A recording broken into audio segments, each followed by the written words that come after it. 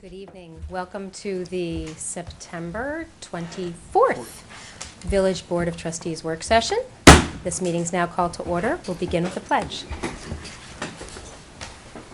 I pledge allegiance to the flag of the United States of America and to the republic for which it stands, one nation, under God, indivisible, with liberty and justice for all.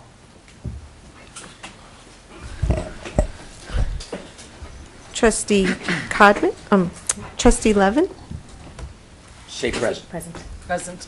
Trustee DeRio, Present. Trustee Cazada, Present. Mayor Garrity. Present. Mayor's announcements. Sure. Well, thank you very much for joining us. It's Thursday evening because yesterday was Yom Kippur, and I think that's the last of the high holidays that fall on a Wednesday for now. I would like to invite everybody to next month's documentary and discussion series. It's happening October 22nd. It's called The Hudson, A River at Risk. It'll be a very interesting panel, including Paul Gallay, who's the executive director at Riverkeeper, as well as our state senator, David Carlucci, and some scientists who are going to tell us about some of the issues that are presented in the, it's a series of short films, and then a really interesting discussion group. So I hope you'll join us at 6:30 at the Ossining Public Library on Thursday, October 22nd. And I just want to remind folks, school is in session.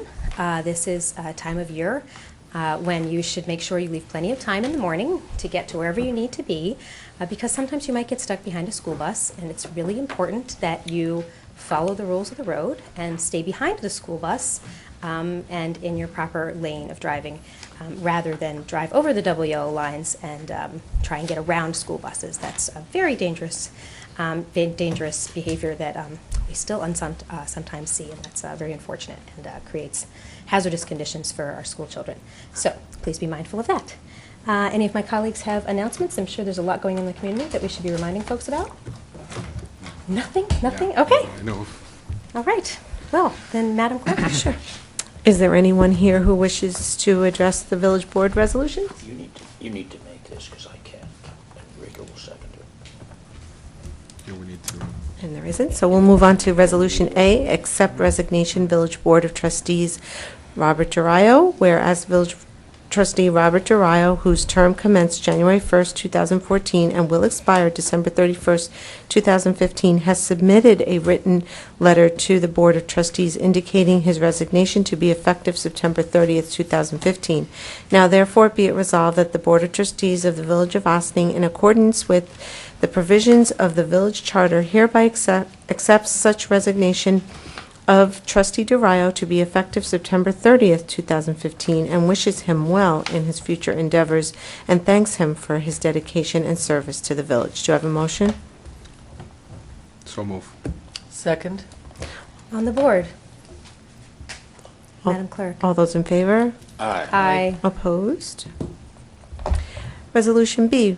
I'm not sure you can vote on that one, Bob. Abstain. You should probably abstain Oh, from that vote. let me abstain on that, would you? Thank you, I forgot. Thanks. There you go. I remembered not to move it.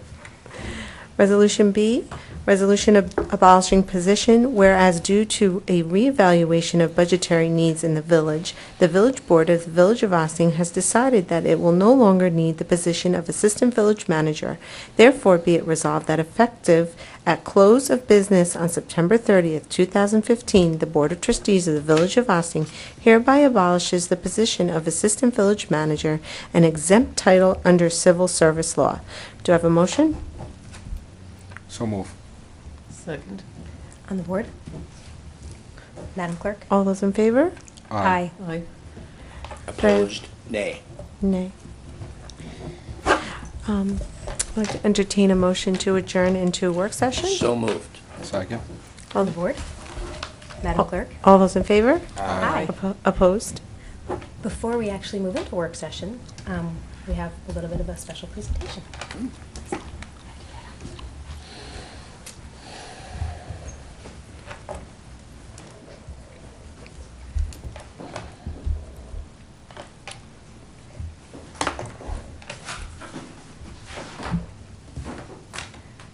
What?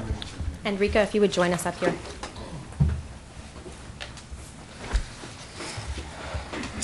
So, as we just voted to formally accept Trustee DeRio's resignation, we want to recognize just some of the contributions that Trustee DeRio has made in his nearly 4 years serving as village trustee. Whereas the Board of Trustees of the Village of Ossining recognizes individuals who have exhibited exemplary service and dedication to the community and acknowledges outstanding conduct which contributes to the quality of life in Ossining. And whereas Robert R. DeRio has supported this board's goals of a more open, interactive, and transparent village government, he has also demonstrated his commitment to working with all his colleagues for the benefit of the residents of Ossining. And whereas Trustee DeRio has carefully monitored taxpayer dollars by reviewing the vouchers before every bill is paid, from a $5 ream of copy paper to a $650,000 fire truck, and his examples.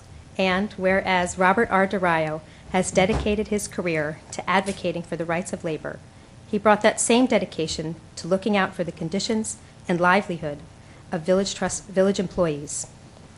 And whereas Trustee DeRio's support of first responders extends to his service in the Ossining Fire Department and as a United States Coast Guard licensed captain.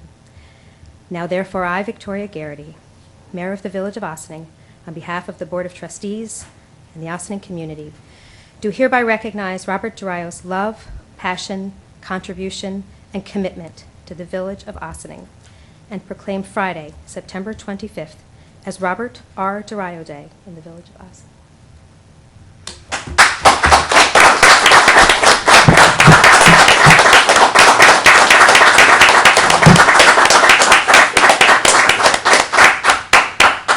Thank you.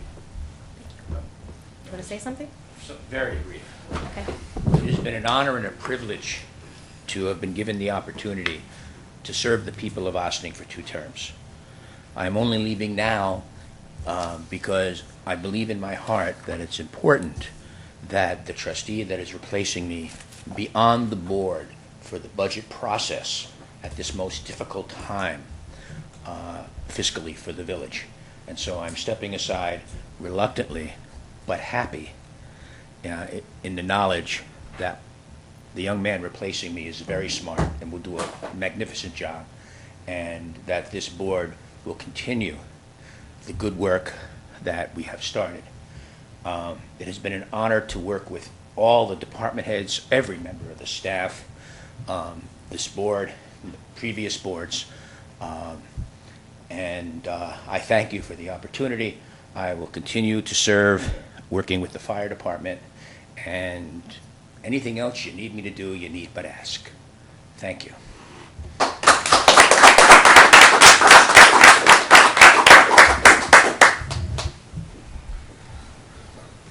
Wow. Unexpected. Yes, sir. And Village Manager Zambrano. Thank you, Madam Mayor. I just want to, again, thank Trustee DeRio for the opportunity to have worked with you. It's been a pleasure these last few months. Okay. So, Manager Zambrano, please. Thank you, Mayor Garrity. This evening, we have several items on the agenda before the board. The first one is we want to give you a parks report, and Superintendent of Recreation, Christopher Soy, will present it to you. One of the reasons that, again, we wanted to bring this to your attention, there's certainly a certain amount of work that some of the parks need, and we want you to be aware of it, so this way when we bring anything for your consideration, any funding, you have an idea as to what we're talking about, and so you can make a decision at that point. I think over the years the village residents have enjoyed our parks, and they will continue to. And I think we have a large number of parks that our residents still use, and I think it's important for us to be able to continue to offer the amenities that this wonderful village has. So with that, I'm going to ask Christopher Soy to come up and just go over the report. He has prepared a PowerPoint presentation, so this way you can get a visual of it.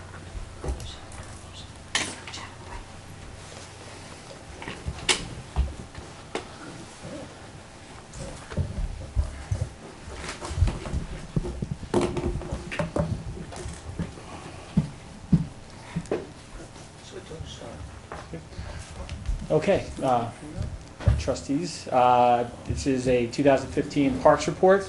I'm here along with our park foreman, Larry Abreu, who I've actually, as of today, it's my 8-month anniversary of being with the village. So it's been a very busy spring, summer, and into fall season.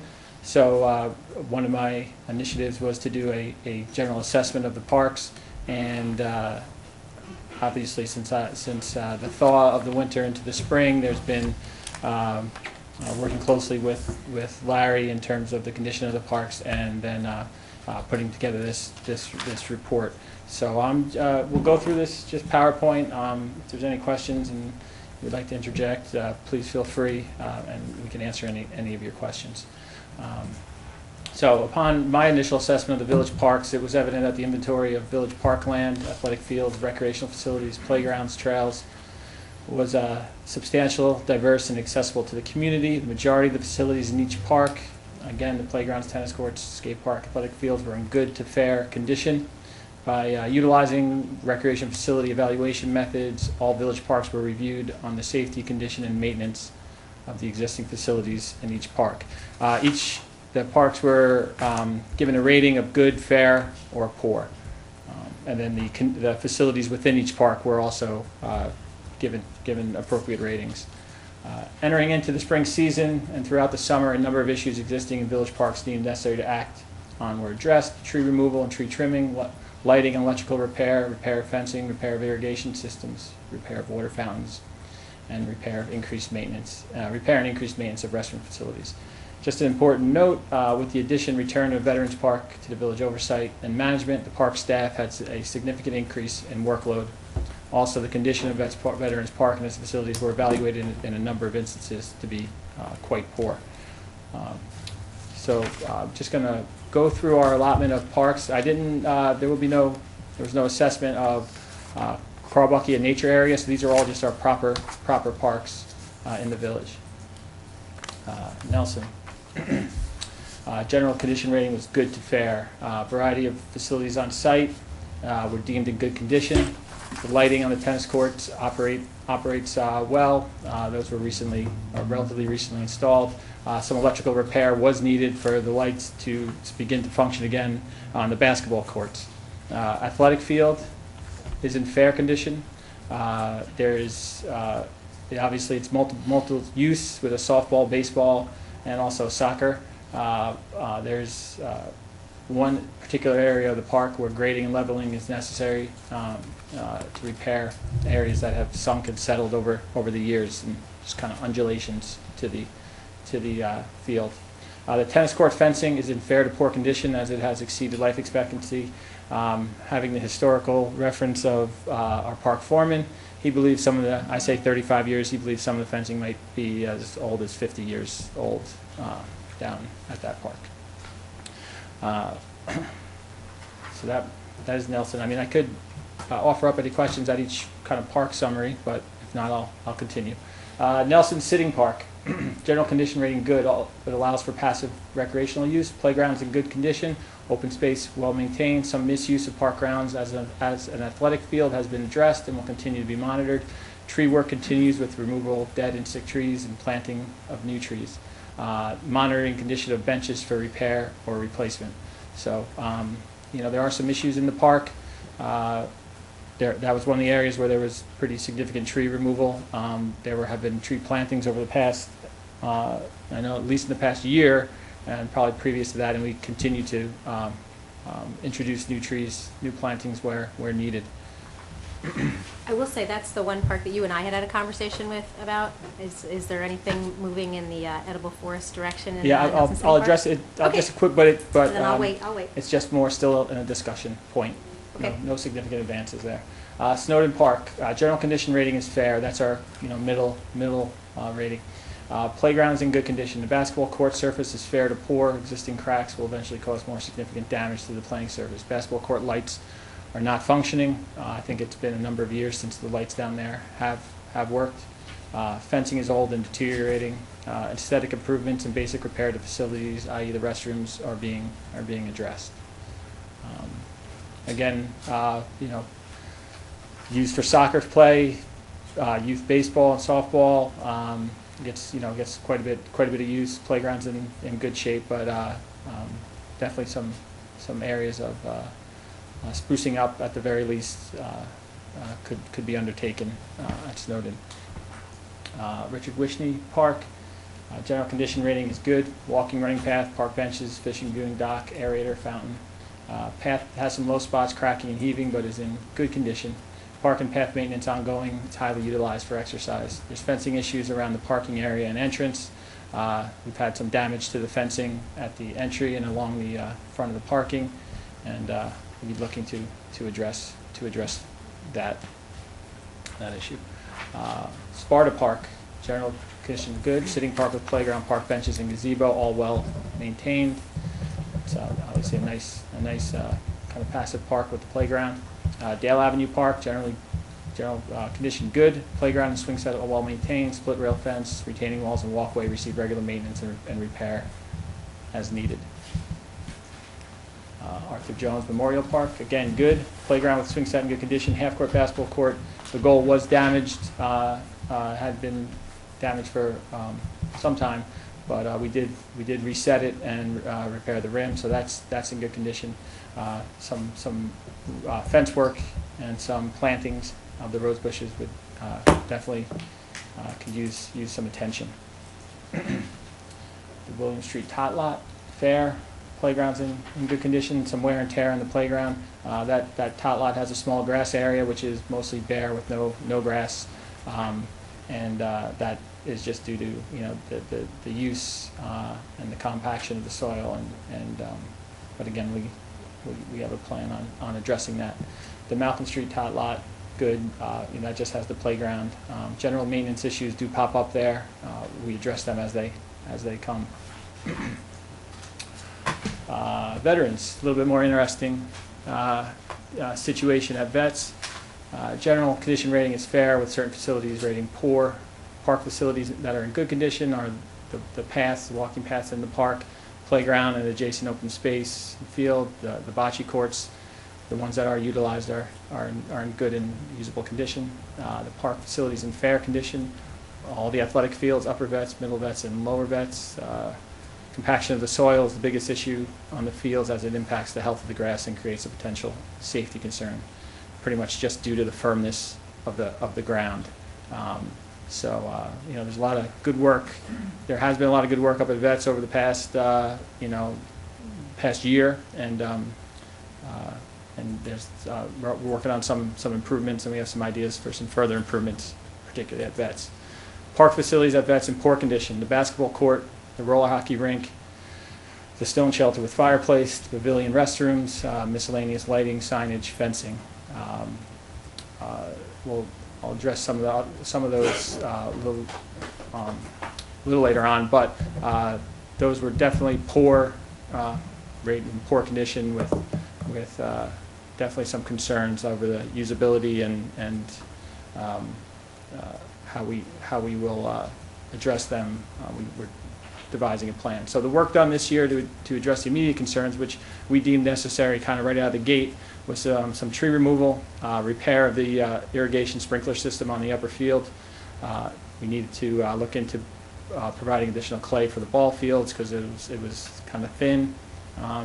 And there's been electrical repair, plumbing repair, painting, and replacement of fixtures in the restrooms, in the restroom there. So Vets has given us some challenges, especially that is a new facility, a new park to maintain. But I think Larry and the guys have done a very good job of addressing some of the most pressing issues. That's my review of the parks, and I'll move into some park improvement recommendations, unless there are any questions. It's very clear. Okay. So, park improvement recommendations, system-wide recommendations, uniform site amenities program, i.e. benches, trash receptacles, bicycle racks, picnic tables, etc. Kind of self-explanatory, but the idea is to have a uniform experience when you go into the parks, have things not look mismatched or thrown together or ragtag. putting that recommendation forward. Universal signage program, again, that exists to some extent, but I think we could do some more of that, particularly in the parks. I would like to introduce athletic field maintenance tasks currently not part of our maintenance program, such as aeration of fields on a seasonal basis to improve the quality of our fields. Again, compaction is a big problem. They recommend at least 3 times a year that you aerate your athletic fields to have a healthy soil and a healthy environment for the grass, as well as it kind of softens the surface as well. That ties into safety of the kids and the adults and whoever's using the fields.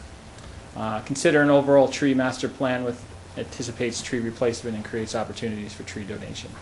I thought that's something we can look at due to the fact that we were addressing some of our tree issues in the park.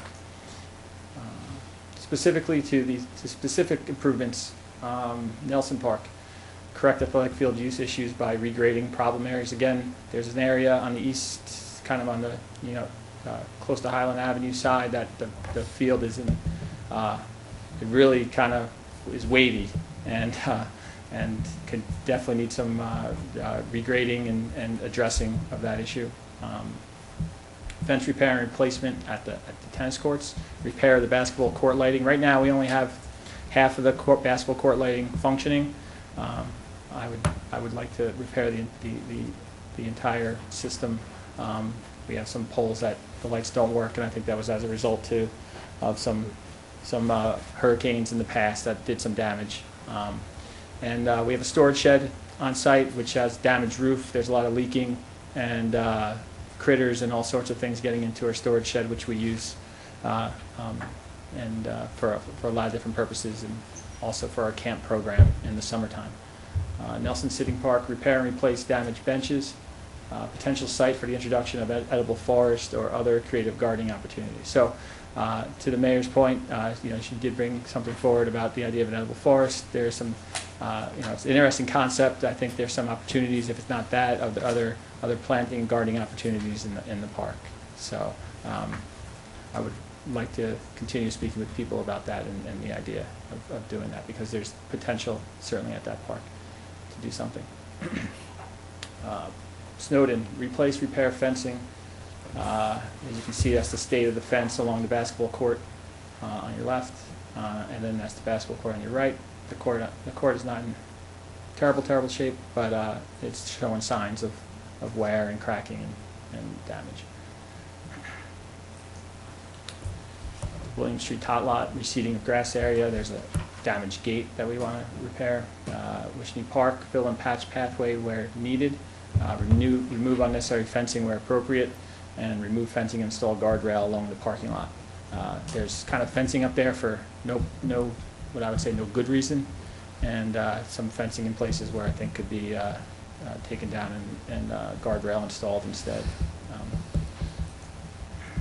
So veterans, continue tree removal where necessary, repair stone shelter with fireplace, repair water fountain on lower vets, repair pavilion, specifically roof and lighting around the pavilion, and continue restroom repairs and improvements. Vets I think is a great park. It's a lot of diverse facilities up there and just laid out well. I think some of these things can be addressed and looked at. We can really be really looked at as a top park in the area, top athletic complex as well, sports complex. So the big, that's the 2 capital project recommendations to be funded by the Inwood Parkland Fund is a complete renovation of the basketball court at Veterans and a resurfacing of the roller hockey rink at Vets. Both these projects I've discussed with the Rec Advisory Board and have their support. This is the condition of the basketball court. It is pretty much more than just an eyesore. It's really unusable and nothing's been addressed there for quite some time. So I've had some people come in and take a look at it. Some sport court companies, and it does need a major overhaul. And we'd be also running the risk of some safety concerns up there, I would say, in the relatively near near future. So that's the basketball court. And the roller hockey rink, I think has, I think it's been determined, it's been there 20-plus years, never been resurfaced. There's a very, interested group of user groups and youth roller hockey parents and community members that are interested in kind of being part of this project and assisting, and also having some financial, input, hopefully, and bringing that to the table. So conversations are being had with them at this time. But I would recommend that the resurfacing there is needed as well, and we're starting to border on some safety concerns. So that's the report. Thank you. Should we come back to our seats, or are we going to need to refer back to this? Because I know we probably have a few questions. I have a couple items Sure. I wanted to address, but okay. You're done with that? Yes, yes, Okay. yes. The preliminaries. Thank you, sir. There we go. Yeah, You want to start us off, Mike? I got 3 things. All right, Trustee Dorado. First, vis-à-vis signage, are you considering making the signage bi or trilingual? It would be great if there were English, Spanish, and Portuguese. It would be way cool. Definitely talks about. I mean, I was on the bilingual route. The trilingual route would be something I would definitely look into and see. But certainly properly communicating to all community residents is important. So, Thanks, Chris. yes, yeah. Second, Williams Street top lot. There's no soil at all there. It's dead. Are you guys going to put more topsoil and sod it? Because I think if you just put grass seed there, those children will all be in college by the time that gets to be a lot again, a playground. It needs to be completely new soil and then sod. Yeah. Do you have any? Go that route, but it's, a lot more expense to it, but Yeah. if they'll give it to us that way, we'll do it that way. Yeah, I think that playground gets tremendous amount of moms with little kids, and getting that going like as soon as possible, for starters, would surprise everyone because nobody's expecting it. And I think that given the usage of that area, that's an expense that's worthwhile. Finally, I've been looking at that roller rink for a really long time. Really? Yes, I have. Because every time I look at it, I think, ice rink. I know it's a bigger capital expense, but to make that into an ice rink for all of the incredibly large number of people involved in hockey in this community, not to mention the small group of lovely folks who like figure skating, there are very few places you can do that nearby. And I know it's a much bigger expense, but I believe there are very few places in the recreation department here that aren't running perfectly. This is the one thing we don't have. We have probably the best recreation department, certainly in the county, perhaps in the state. It's extraordinary. And I think that having an ice rink and ice programs would be a great adjunct to what you're already doing. And I'm done. Have you looked into getting any sort of quotes that might include the option to have ice at the vets? I have not looked into the ice. I mean, we looked at some higher end resurfacing, but in terms of just all roller hockey and multi-use sport kind of renovations and surfacing, but not ice. Maybe we can get an estimate on what we might, if it's worth considering, if it's I mean, totally I out of do think out it's of our a realm. huge, Then huge expense, and then also operational budget going forward. Would be, Okay. but we can. well, maybe we'll try say and- no, but it'd be good to know what we're saying no to. Sure. Yeah. Absolutely. Thanks, Chris. And thank you for you. That was a great presentation. And I just want to say it's been a privilege. You had big shoes to fill when you came in here, and you were doing an extraordinary job. Thank you. So I have a few questions, and I'm going to ask the questions first, I guess, and then I go back to the last question that Bob raised. do you have like a timetable on how long would it take the process to address some of the issues, some of the concerns that you had? So that'll be one. How much money are we talking about? And the last one will be to answer more, not a question directly to you, but there was a presentation by one of our police officers actually to the rate advisory board last month, and that's something that he had approached me twice, 3 times already in the past 2 years, and it actually talks about an ice skating, and I'm not sure if that was part of his presentation then, but it has been part of his presentation before, and he has some numbers from that. So, Okay. but I know Chris is coordinating some of that stuff with him and a couple other stuff, but so I'll let them work that part out. But there's someone in the community looking into that. So Great. yes. So yeah, sorry, Chris, go ahead. So in terms of addressing these issues and these tasks, working with Larry, obviously some of them are we can knock out. We're looking to address and knock out this fall. As we mentioned, that just quick the tot lot and the Nelson Park regrading. We just are going to be working. We're putting together kind of the schedule of projects, but we certainly have a number that we were looking to address this fall. Obviously, the larger capital projects would be something that would be looking to.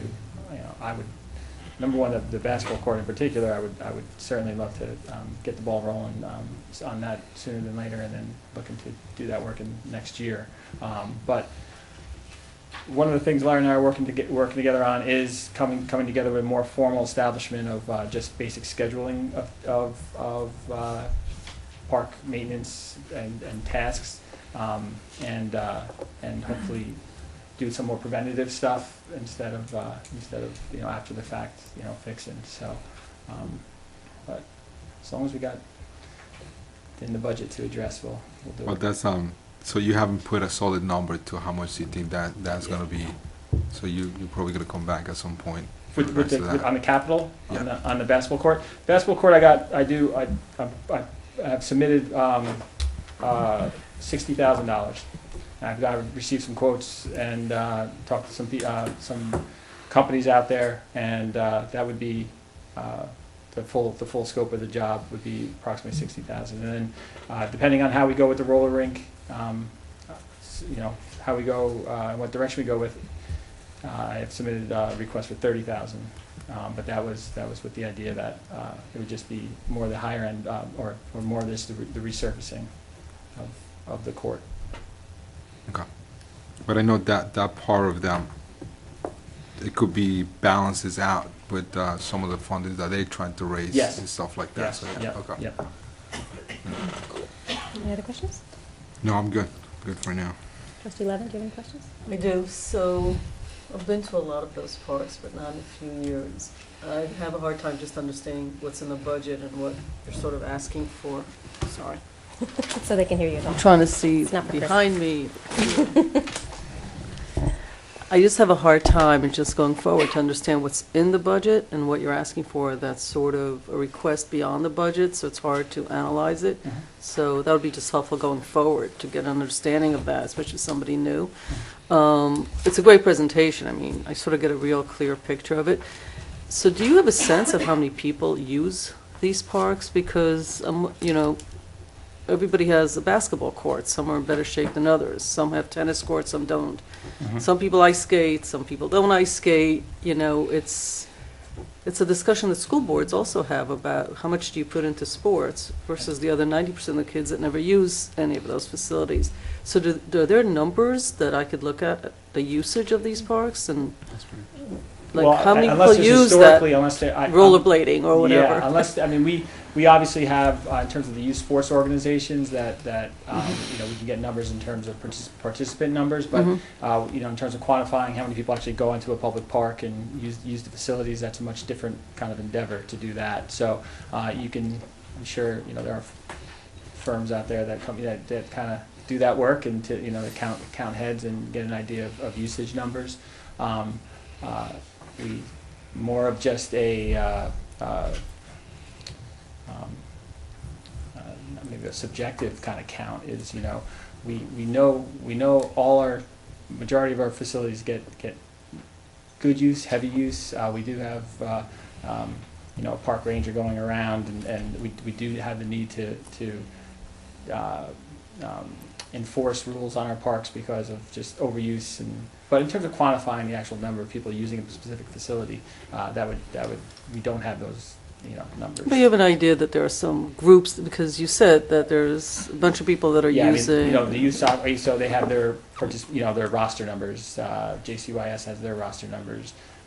Ossining Little League Football has their roster numbers, and all that The way. softball But then leagues, again, yeah. Adult softball. I mean, we go on and on. And then, but in terms of just recreational public walking in and calculating that would be a little bit more difficult. It's just, it's like a big portfolio of deciding where you spend it, because I'm not sure every park needs basketball unless in this community, basketball is like the number one sport that we need. And I don't know the answer Yeah, to there that. are general standards in terms of Right. professional standards put out there by that have at least in terms of population density and recommended amount of this facility. How many playgrounds per Right. 10,000, how many basketball courts, that type of recommendation. But then how it's actually used within a community. And so the last question is grass where the kids play, the tots. A lot of places and communities are putting in that synthetic material and not grass, because grass is sort of a no-win situation. It's lousy for the environment to keep watering grass. It wears down really fast. So a lot of playgrounds now have those, I don't even know what they're called, but they're synthetic, they're not plastic, for all these playgrounds. Is that expensive and more expensive than grass? Has that been considered? I or- don't. It has. I haven't. I mean, I personally haven't seen too much of that within, at least within Westchester County. I'm not aware of too many rec departments, installing that. But I don't. Doesn't seem to be the go-to. I'll take a solution, picture. so- I want to show, I actually don't know what it's called, but I've seen a whole bunch being put in the last 3 years. Mhm. I think it's expensive, but then there's no maintenance. Right. It's safer, Right. and it looks good. I mean, And it's that's something. under the play as a playground surface. Yeah, or? it's a surface, Yeah. and it's something that the kids and they But can, no- go- and it doesn't allow rodents to come in. Anyway, I'll take some pictures. Right, yeah, I'd be I'm just curious. asking questions. Yeah, I'm not no. really, No, I'm curious. I to know see nothing it. about this Yeah. stuff. I don't even know what the stuff is called, but Yeah. I know that I'm not it aware of that exists. introduction of that stuff where grass, where Right. where there's existing. Okay, so I'll send you a Green space, picture, and yeah. then at least you'll have it in your files to consider, because I think it keeps everything really clean, and all this grass, trees, all this stuff, it's a no-win. Thank you. I'm sorry, it's more like the synthetic grass that the high school did on. The turf? No, yeah, I don't think that's.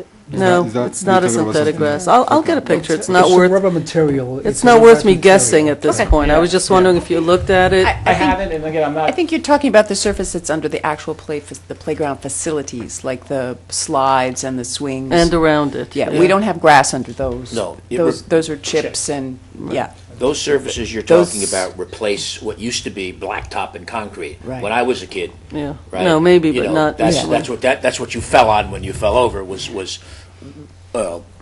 concrete, and they've now got a softer surface that you put instead, and I think that's what you're talking about. Grass is always better than concrete or any of the non-permeable surfaces, because what you end up happening is you mess with the drainage, so you got to be careful.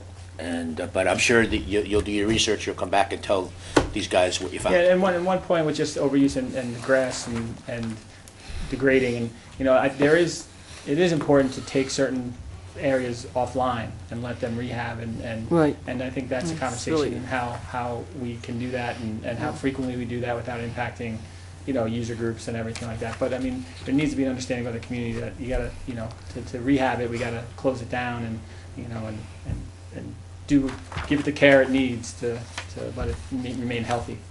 So. Thank you. Great job.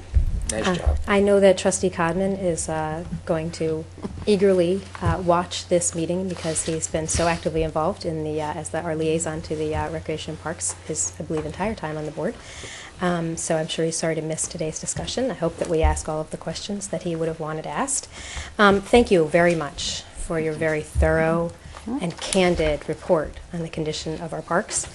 I use the parks all the time because as a mom, my kids are in all of those, or some of those organizations you just mentioned, and as well as the passive parks like Richard Wishney Park and things of that sort. I think as a user, sometimes I'm blind to some of what you took the time to really call out to us. And some of that is, quite frankly, embarrassing, the condition of some of those courts and those fences. I'm very pleased to hear that you're going to put forth more of a maintenance schedule so that we can prevent this kind of degraded conditions in the parks in the future. So thank you. Thank you very much for that. It'll be for the benefit of generations going forward. I wanted to comment a couple of things that you mentioned. One of my questions, Snowden, Yes. Westchester County, they're supposed to take that someday. They're supposed to do the work to the sewer line and straighten it out so we don't get that foul odor. Oh, Corporation Counsel's grabbing her Yes, mic. She has an update? It has no effect on the basketball court. It's That was just what I was in the hoping. Oh, darn. location of the actual None play. of the fence, The none of the play stuff. equipment, so, All right. yes. We can't bill that one to Westchester. All They're- right. Yeah, they're going to remove that, give it to us to use if we want to, and then when the project's done, they're going to put new playground equipment in that But not area. all the adjacent areas. They're not volunteering for that? Okay. I had no idea we had a fireplace at Vets. I'm obviously missing out on Oh, some yeah. really super awesome activities, maybe because my kids are too young. Scouts use it. All right, so I'll ask Anne Marie about that after.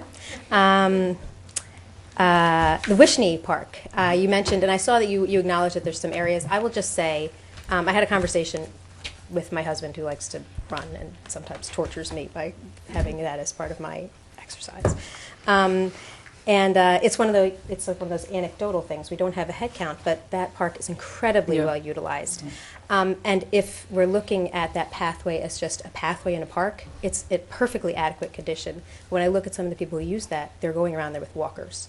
It's perceived by folks in our community as a really great place to exercise when exercise is something that it's challenging for you to do when you're just walking around a park with roots and divots and stuff. So I think it is seeing how it is utilized, and I don't have firm numbers, but seeing how it is utilized on a regular basis by some of our older community members, I think we should consider raising the standard of how we address some of the undulation, I guess that's the word I'm looking for, yes. I was thinking more where the tree roots are coming up, but yes, I suppose that's what the result is. Yeah.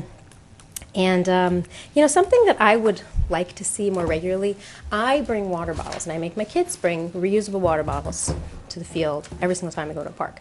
If we run out of water, we run out of water. There are some fountains at the parks. Sometimes they function, often they don't. When you listed all of those things like bike racks and all the cool stuff, the benches and everything we want to have uniform, I would love if I could be confident that my one water bottle each person could bring on a hot day, I could refill it at the park. I would like to, it could become a better practice, more widespread. People don't bring a bunch of plastic water bottles and create litter and horrible things for the environment. So.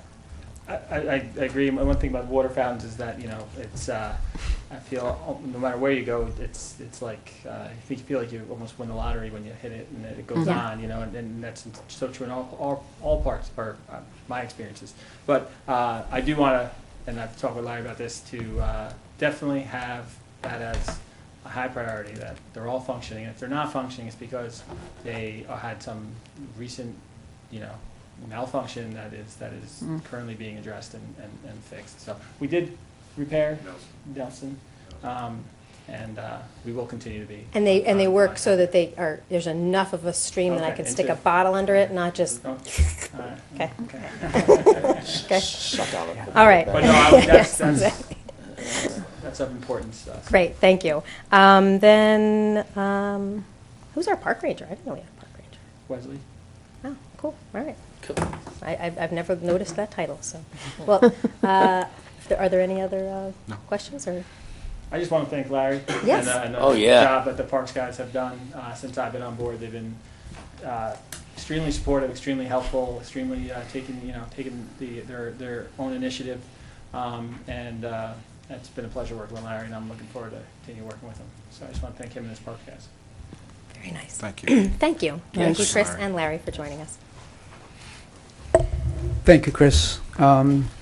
Just as a side note, actually, Chris and I have discussed a few of the items that the board actually brought up tonight also, including the issue with the water fountains. Again, I think most parks, most people that go to the parks actually want to be able to get some water at the parks or something. It's an essential. I agree. Yes. So, but yes, we will be continuing to address some of the long-hanging fruit there, and then anything that requires funding or any capital projects we'll bring to you during the budget process also and beyond. But one of the items also that we have for tonight is actually we're going to be discussing some of the capital projects. We're going to give you a report, but we also want to talk about the Parklands Recreation Fees Fund that we have also, and we'll just discuss it in general, and then we can you can give us some decisions as to how you want to go forward with that. The next item on tonight's agenda is we have a draft of the off-street parking law that our village planner had been working on for probably a few months before she departed the village. And we wanted to pretty much circulate this to you so that you can take a look at it. I think it's something that's probably going to be the topic of probably a couple of work sessions until we can get it down to so that you feel comfortable enough with the changes that we're recommending. One of the areas that I think it's important, again, because we do have a tremendous demand for off-street parking in the village, we felt that this is the first step to be able to address part of the issues. And then also this draft actually that's being circulated also addresses some of the issues of non-existing or parking lots that no longer exist, I should say, or that are available, or that the number of spaces that are available are not necessarily correct at this time for one reason or another. So along with these recommendations, actually, I know that we had discussed at some point in time in the past, and I believe Corporation Council had mentioned it to the board. We're going to add also a section to this parking law that will be delegating part of the duties of placing and or changing any street signs or parking times delegated to the village manager. Again, this is done so that we have a better streamline of being able to facilitate necessary changes without having to have a full-fledged local law change that requires a public hearing, and the process is so much longer. New York State law actually allows for this delegation to occur. There's certain procedures that need to occur, and for example, if there's any change that we want to make, we are required to do a publication that for the most part requires a 30-day notification to the public, but in case if it's something that needs to be done sooner, the law also allows us to be able to do it, upon publication or some date in between. But the other thing also, we're also working on the on-street parking changes, which we also need to do. And as you know, we had a public hearing last week, and the public hearing was held open because I guess the residents of the Cortlandt Ridge area were not really represented at the public hearing. So, by the way, which they have been invited now. But we want to be able to have again expand and update that portion of the parking law as well. So, I have a question, Abe. Yes. What you sent us, that's Yes. what currently is, right? If you recall, a number of months ago, we came in to do an overall.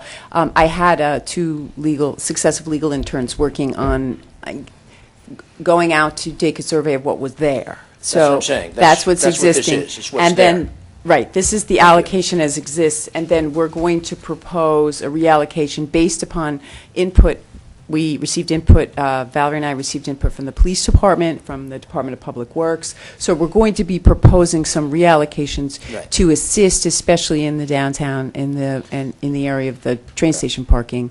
So the short answer- utilization, so. The short answer is, what's here is what currently is. I'm not sure what document you're looking at. The one that he has in his hand.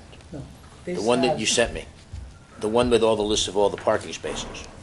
This has This- proposed changes. This, yeah. Yes. The chart, Not, Yes. not the chart, the document. the document. The document is our current vehicles and There you traffic go. law. Thank you. And it has proposed changes. She had sent it to me and asked me to provide input, and this was the work product as of the last day that she was with the village. Thank you. So I haven't gone through it to incorporate the changes because we're going to be bringing back, based upon the manager's recommendations and the department's recommendations, how we're going to be reallocating to address. If you recall, what we were looking to do overall was to make it simple to be able to go to a particular area of the code in a chart and say, this is parking lot X, it's located at Y Street, Right. and this is the parking that's available there. So Thank you very we're trying much. to make it bulletproof, user-friendly, easy for the police department to enforce. Plus, we're also trying to address the particular commercial entities that are in the area when the offices need parking between the hours of X and Y, and then making it available for later restaurants, bars, delis, things that are open later into the evening. So we're looking to do some cross-use of that parking and to allow tag parking in particular areas where it doesn't exist now. We're trying to make uniform signage, uniform charts, and make it sort of bulletproof going forward. And that was the overall goal of looking at this. We're also, I had asked the interns to look into ADA requirements to make sure we have enough handicap spaces in each of the lots, especially the train station lot. That research has all been done, and it will all be incorporated. Thank you. Yes, and because we have turnover in the commercial districts of businesses, that's the area that managers and Brandon was just talking about, where we're going to provide an alternative, a delegation, for want of a better word, to the manager's office to tweak these minor non-substantive changes. If we have a new business that's opening up and it's doing really well between the hours of 5 p.m. and 8 p.m., and we need to change some of the parking to accommodate that, then it will happen with a process, but it doesn't have to be by local law to change the local law. Would that only occur on the municipal parking lots, or that will be extended through our streets itself? It will be in the vehicles and traffic section having to do with non-moving vehicle issues. Yeah. So that's actually both parking lots and street On parking. street parking? Yes. Okay. Most municipalities in Westchester County already have that practice. It makes for a more effective way of being able to make changes, that are needed. And as Corporation Counsel Dixon just mentioned, a lot of times that's used, actually, it's more prevalent to have those changes in the commercial districts, where if one commercial, one entity, moved, and then another one came in, and then has different parking requirements, it gives us that ability to kind of not have to come to a village board and go through the entire process of amending a local law. So, No, I'm looking right now at the signage language at municipal lots document, which I believe is what's being proposed. Or is this reflecting the current? This is what exists. Okay, thank you. That was the question that Trustee That Dreyer was was the referring to? actual Okay, question. okay. It was a yes or no. but this also clarifies the existing lots, because Okay. they were, okay. So I guess it makes sense to me when I look at like lots 10, 12, 13, where it says A, tag parking only, B, 3-hour parking, 8 a.m. to 6 p.m. except Sundays and holidays, that lot has some spots that are tag parking and some spots that are 3-hour parking during these hours. And that's on the chart. And that's on, allocation. okay, both this list and that chart reflect today's reality. I will say, when I look at something like Lot 1, which is the lot right around this building, there's lists of pieces of information. And I don't think when most people come into this lot, they're very clear on the fact that it's municipal employee parking beyond the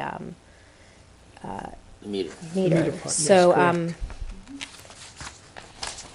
Manager Zambrano, have we not been listening to what you're proposing next, or you just wanted to update us on where our status is, or are we just, On this particular lot? I guess in general, I mean- are we looking to, are you just pointing out that you're going to be making changes, and you Well, want the flexibility to do these- that in a, Well, part of the local law that I hope that you are willing to consider is, again, Right. to give the, let's say, village hall, village manager, the ability to make some of these changes, because I think, again, my experience in the past has been that it is so much more effective, as I mentioned before, Right. to be able to put signage without having to, this becoming a board issue. Again, proper notification is essential, but it will make it a lot easier for us to be able just to do what's required of village government. so you're asking for the power to be able to do that in a more streamlined fashion? correct. And your goal is all the things that you cited, such as clarity and simplicity, so that the public understands, so that the police can easily enforce things, and you'll be able to That is update those correct. changes without coming to us for each little thing? That's correct. I think what we're doing initially is we're going to propose initial changes along with the ability of going forward, Okay. the manager to do that. So we'll be coming back with a proposed local law There you go. 8 with the actual recommendations incorporated from the police and the DPW. For example, in Lot 1, currently no overnight parking is permitted, but because we know that there are residents in the area who need access to overnight parking, next door, for example, and it would assist the DPW for those spaces to be assigned. We're going to do some overnight parking and sell overnight parking tags for a number of spaces, and we'll bring in that proposal. That's just one example. Interesting, okay. Okay. Thank you. Thank you. But I think that this is the beginning of the dialogue that I think we need to have, so that, you understand the basis and where we're going with this in more detail. Great, So, thank you. Thank you. Thank you. Thank you. The next topic on the agenda is the capital project report. I have actually invited also Treasurer Warman to come up, and I've also have requested that Paul Frioli, village engineer, and Andy Tees, the water superintendent, that they be part of this discussion. Again, because there's a series of there's a list of projects that we have on the books right now that are active, and that we just want to give you an update as to what's going on, and what the status of each report is, and where we can anticipate, or what you can anticipate on these reports. So with that, Okay. Good evening, Mayor, members of the Board of Trustees. Good evening, Tom. We haven't presented this report since, I think, April was the last time. So quite a bit has been happening, and we have a new member on the board, so, and new manager as well in the past year. So I think we might do a more thorough walkthrough of these projects than we've typically done in the past.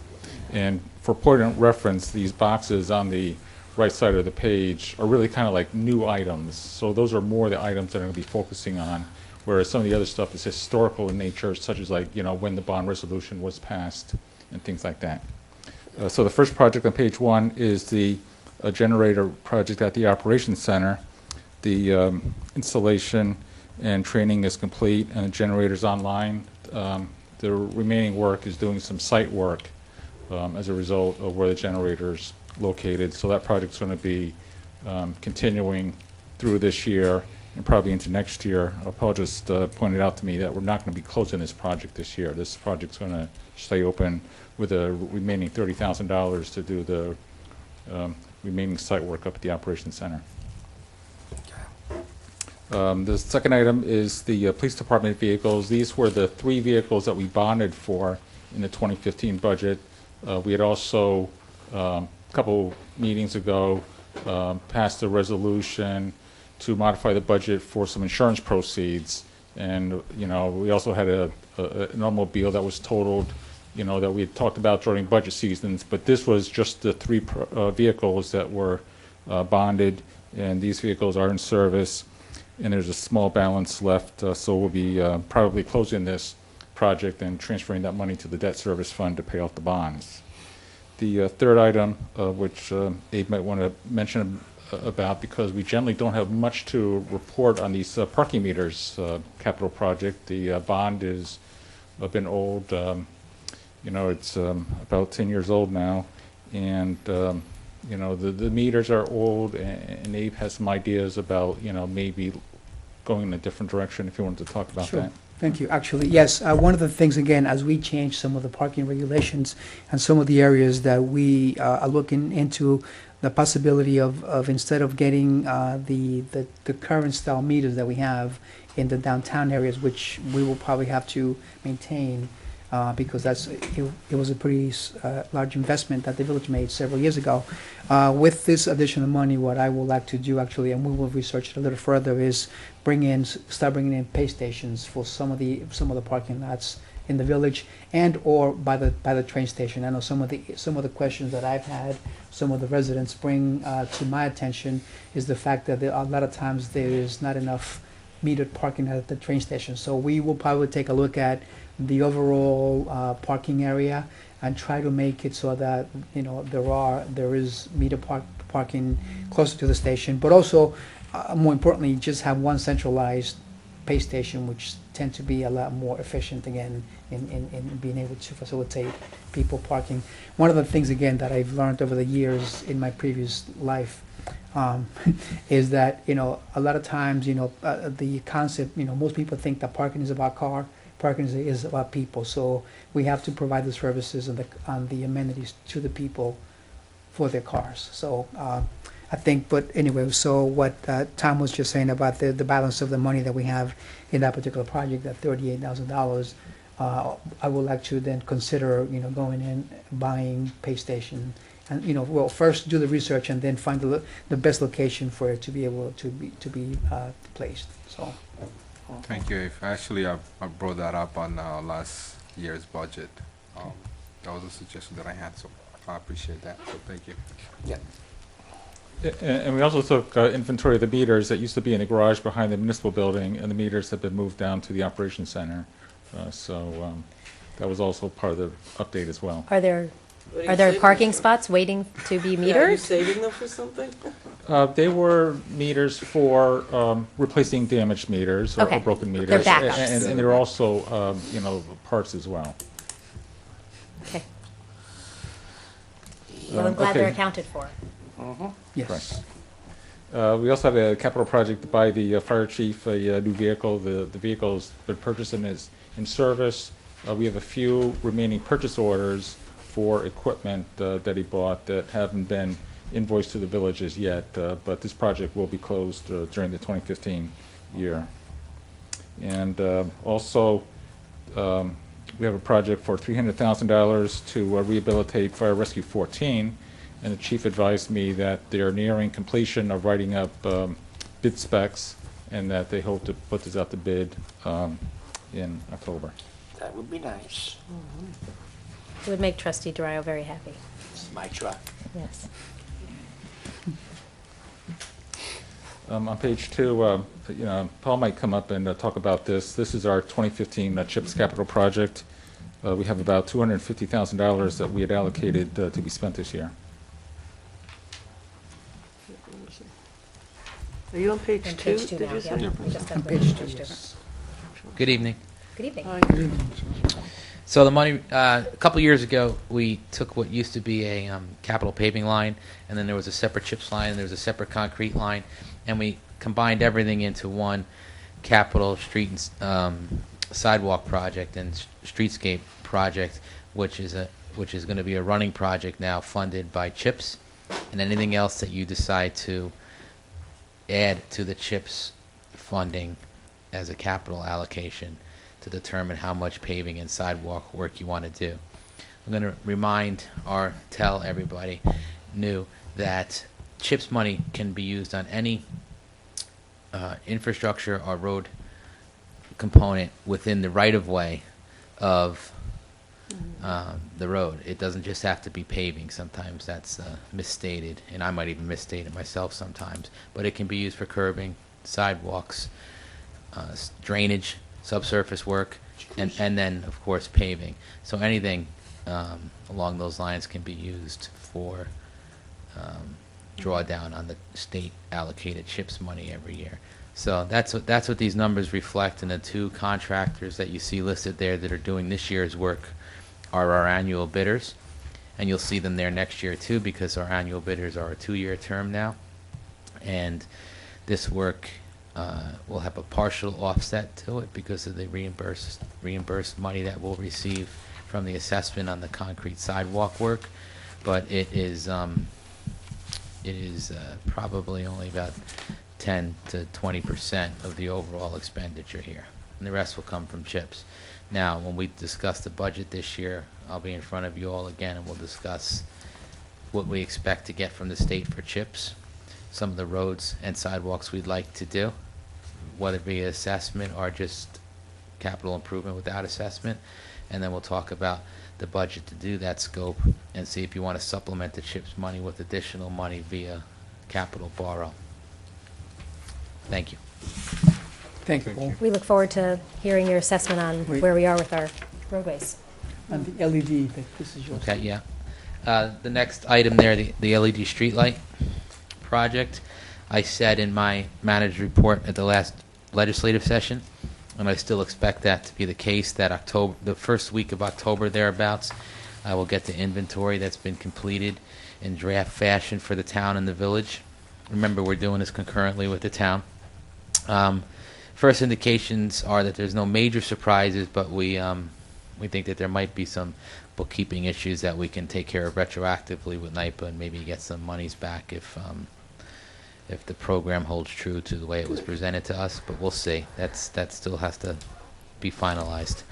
And then once that's done and that inventory is done, we'll get back in a work session environment again and talk about the money that we're going to have available, possibly from that accounting, and then the money that we obviously set aside for the replacement and set forth on the replacement, including determining what, if any, changes we want to make to any new lighting or decrease lighting or change in the wattage on some of the lighting, whether that's an increase or a decrease depending on the areas of where that lighting exists presently. Thank you. Thank you. Any questions on paving or LEDs? No. Thank you. Sounds good. May I continue into the Spring Street two-way? Please do. Sure. Okay.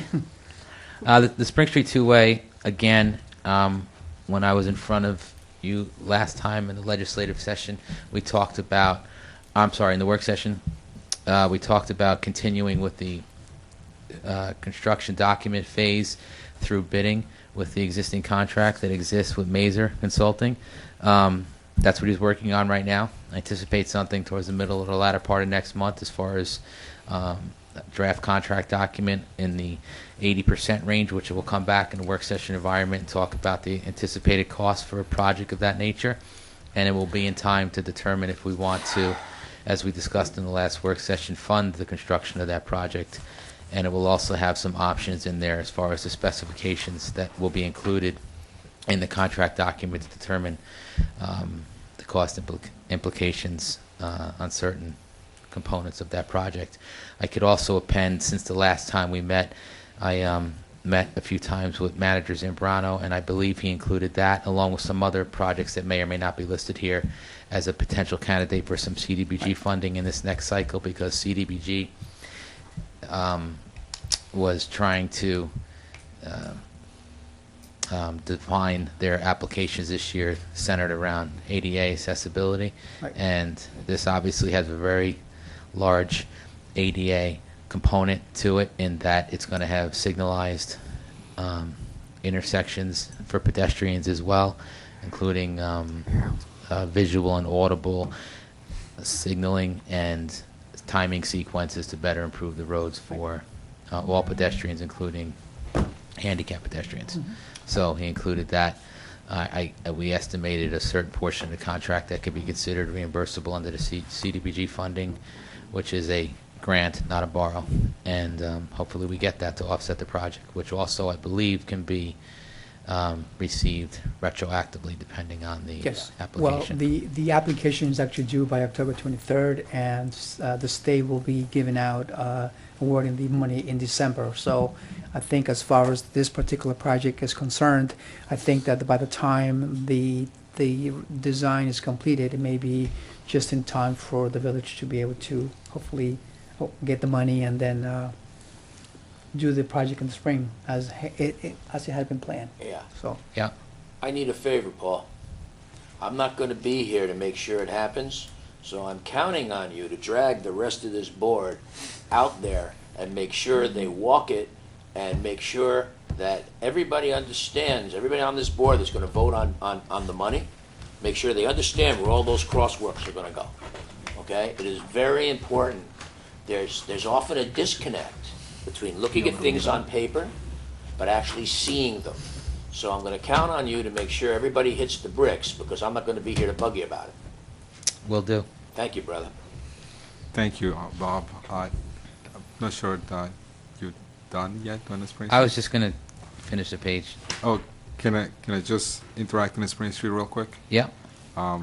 This weekend I was actually working downtown, Bob, and that's why. That's one. That's I know I do that sometimes, and I know you got an email because I sent it to you with a link, and I'm not sure if you got a chance to take a look at the link. Did you include the Yes, I did. village manager and the village? Yes, I did. Oh, so you know what's I coming. did. Yes. Okay. And actually, I was not here for the work session, and that was the reason why it was kind of, I wanted to see, what can we do and how can we do this, and more like 2 questions. And I know you looked at the link, The mini the rotunda or the circle, Roundabout. the roundabout. mini roundabouts. Yeah. So, is that something that we can have our consultants look into it? I know you have said that you were going to talk to our village manager and see what can we do and what the possibilities are, because in our link, if I recall, the presentation from 2 weeks ago, we were talking about almost $500,000 Yes. project. And our link that gives you a number and it says, you can make a project. And again, it was more like a generic. It wasn't that particular site, but it was more like a generic number where it says it's $250,000, which is half of what it was sort of presented last time. So, Yeah. is there an option part that we can get from our consultants? Well, I already do plan on having the conversation. I have a call and I'm ready to have the conversation. And my previous response to you was in jest, if you will. Yes. But 2 of the things I said were not in jest, because I do have some familiarity with rotaries. I think the most acclaimed one that happened in Westchester in the last decade was probably Mount Vernon's. I don't know if you're all familiar with that. Yeah. If you get off the parkway there and make a right and head down, I can't think of the name of the main road there. Yeah. But the area of a rotary is significant. You're right. You do save money because there's no signalization. But the area of the rotary and then the impact on the pedestrian traffic, which now is pushed out to the upper ends of the intersection, are also impacted, and it doesn't have the crossing ability that it has now with our main street. But I will have the conversation with the consultant, and when we come back, and before we take it. And that was, and that was something that, since that the opportunity came to kind of discuss a little bit about this, and I'm not sure how the rest of the board will feel. And I know that we have 5 corners. 5 corners. I think it's like 6. 1, 2, 3, It's famously 4. called 5 corners, so we're going to go with 5. corners. Yeah. The 5 corners itself, and I know is reducing. We have buildings obviously, and specifically in that side of the building of the village, but we do have Market Square, and we do have the other municipal lots that are empty. So I'm not sure if we are putting an RFP for those sites by the end of the year.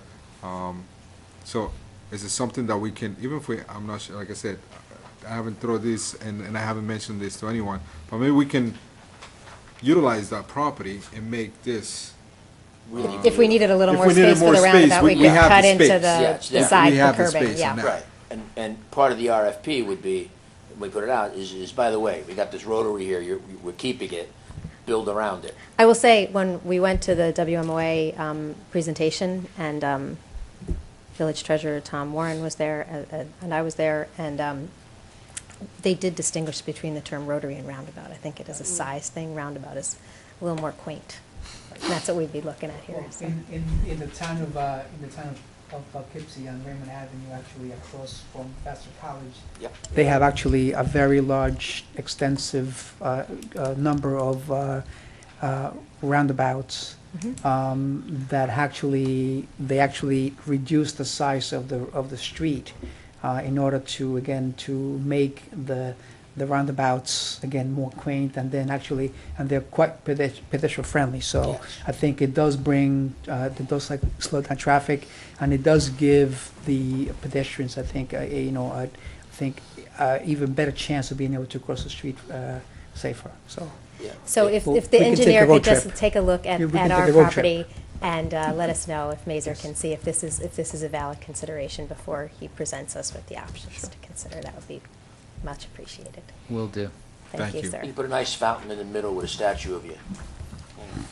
Of who? Moving on. All right, so you, Ryo. next item. Thank you, Paul, appreciate that. Last one. The last two are just two capital purchases that we made from the 2014 approved capital plan. The DPW curb machine, which we used to put out to bid as part of our paving annual bid, is now done in-house, and that's a nice tool to have. The guys are able to replace bituminous blacktop curbing in-house now without trying to coordinate and wait for a contractor to come do it. So that's nice to have. And there's money left over from that purchase, which we're going to buy some ancillary equipment to supplement that curb machine, and that's the plan right now.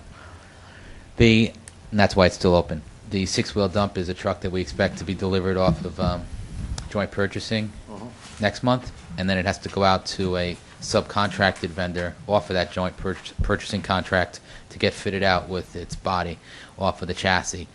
That was the actual joint purchase product, and that will be equipped with all snow removal equipment and a dump body and a highly utilized vehicle in our fleet, so I appreciate that. That'll be online for winter this year. That's the plan, I hope, but Yeah. it's really, until it's here, it's not here, so, Okay. thank you. Thank you. Thank you, Paul. Thanks, Paul. Okay, so turning the page to page 3, we have a $10,000 capital project from long ago for the Sing Sing Museum, and I don't recall how long ago it was that we had talked at the board level with regards to the possibility of this money being utilized by the Historic Hudson River Towns grant process to help them with their process to get the Sing Sing Museum going. And yesterday, Abe, Lori Lee, and I went to the Managers Association luncheon, and Jerry Fiala was there to talk about the project. We had a capital project for the Community Center Sun Deck, and part of this discussion we can delay till later when Paul comes back up to talk about the Kilbrook project. We had reported previously that the major work for the Sun Deck has been complete. We're still waiting for the county to pay us the money for their share of the project. We also bought a vehicle for the recreation superintendent this year. This project will be closed in 2015. And we are also trying to update amongst ourselves what the status was of the walking tour capital project. And we believe that this project should be completed by sometime early to mid-2016. Can I just interject with a quick comment? Actually, Treasurer Warren mentioned that the county, the village was the recipient of $72,000 grant from the county under the CDBG funding back then. This is part of the funding that I'm not sure that it's really going to come to fruition because of the housing settlement. No, my understanding was this was before. This was before, This is like super old. Yes. yeah. this Before the is- settlement, before the settlement ever was introduced. Yeah, that money's Is that right? available. It was already designed. Yes, so we're But the- good, that money's safe. That money's saved. That's That's what we were told. that's what we've always Yes. been told, that it was Yes. like the special category. It's not But- so much it was designed, the contract was executed in Right. advance of the Okay. settlement, Okay. the HUD issue. So that money, granted, we don't have it in hand, but that's in the contract that Um, proceeded and was told we're getting. We will double check again, but I know this is the period of time that the funding actually stopped completely because the county was not certified.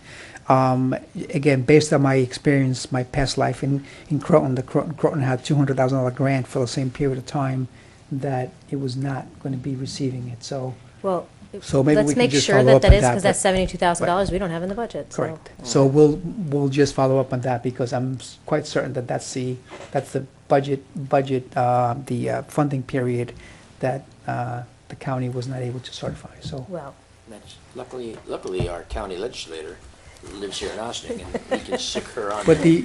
But the one thing though, I know that the county did come out with a substitute funding money that they were calling CHIIP, and that came out middle of 2014, so. But I think the village would have to have submitted documentation to get that, so. But again, maybe we can just follow up on that. yes. But just wanted to Yes, make you please. aware of it, Yes, because I know that let's was. make sure that it is That's- Absolutely. what we've been led Yes. to believe, Go and get if our not, money. what the heck we're going to do, so, Yeah. thank you.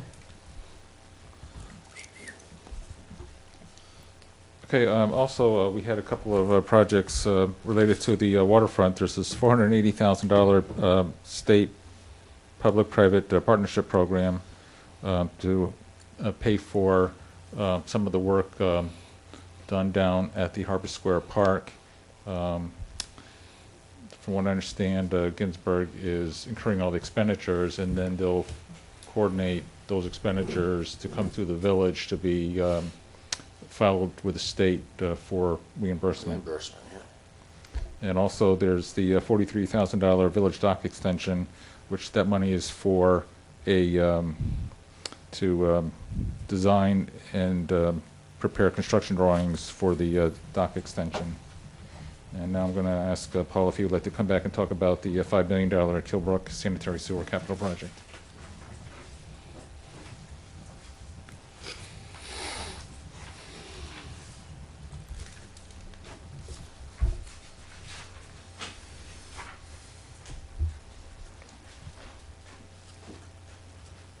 Hi, sorry about that. I was just texting our traffic consultant.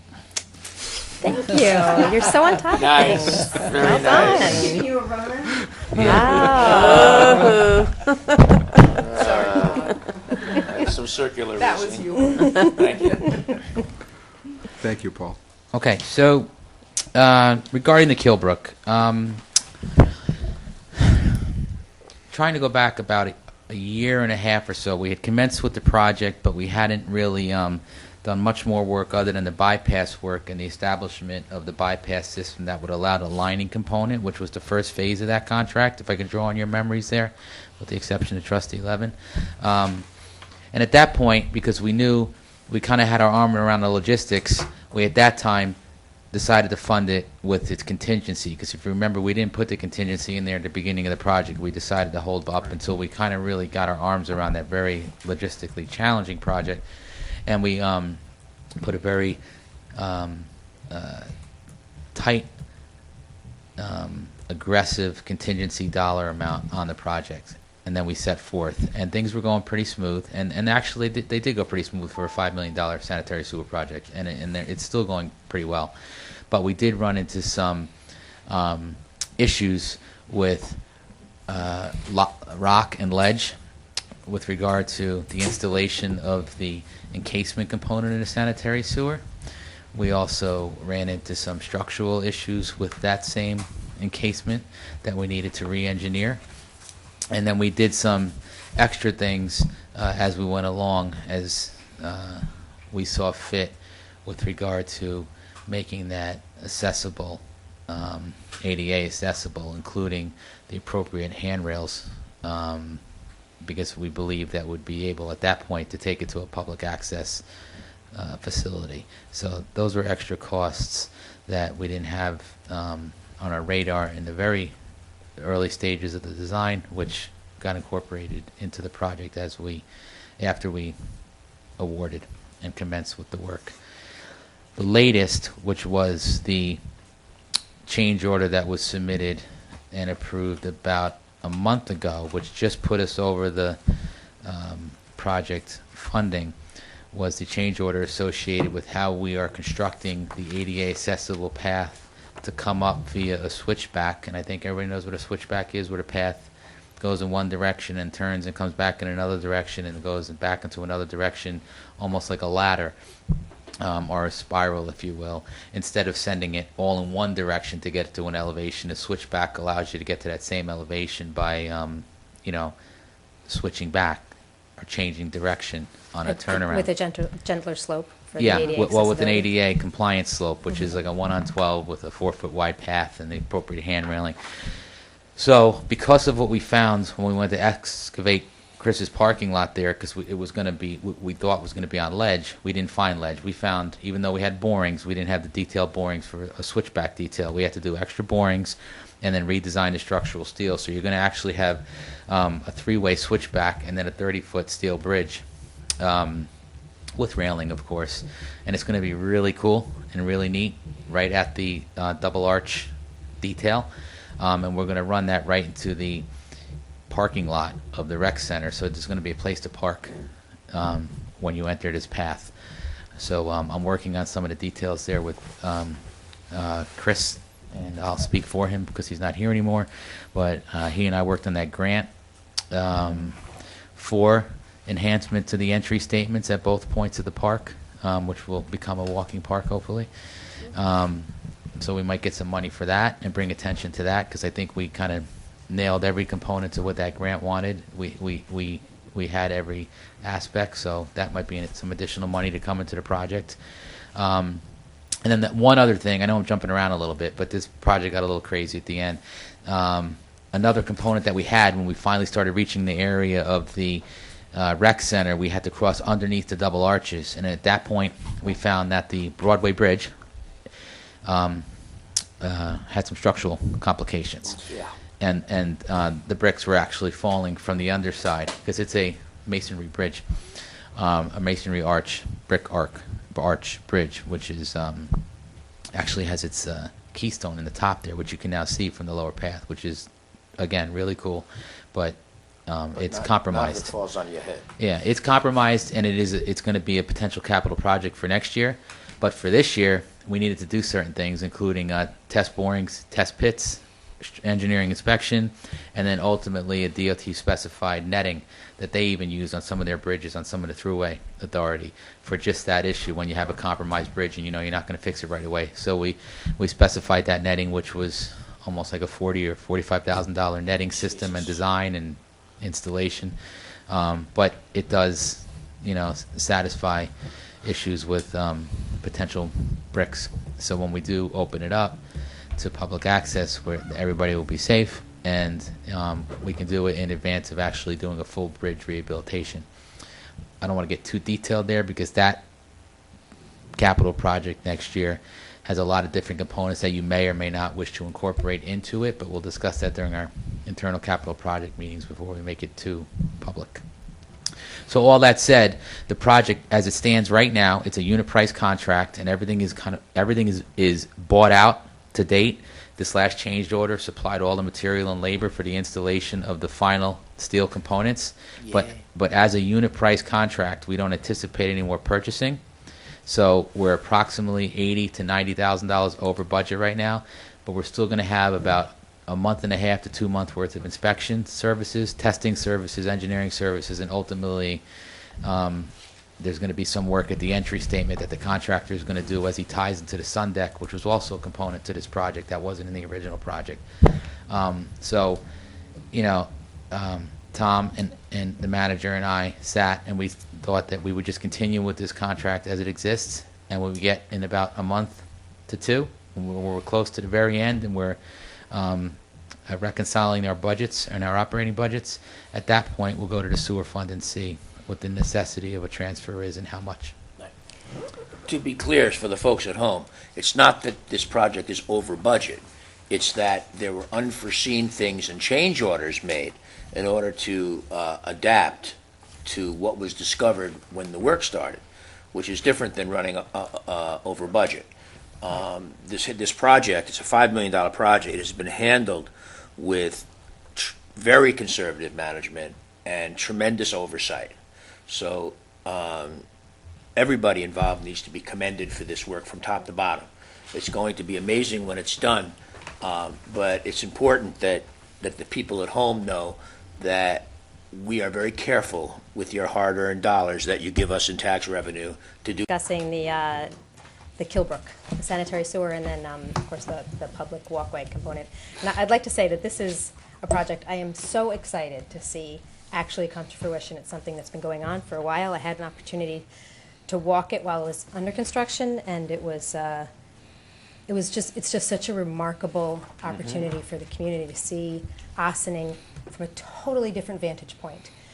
You are walking along the Kill in essentially a bucolic canyon right in the heart of our downtown. You would have no idea that it exists in the manner that it does. I cannot wait for the public to see it. And the manager and Corporation Council and I made some significant progress last week in getting one of the challenging easements because people's property lines actually extend into the Kill.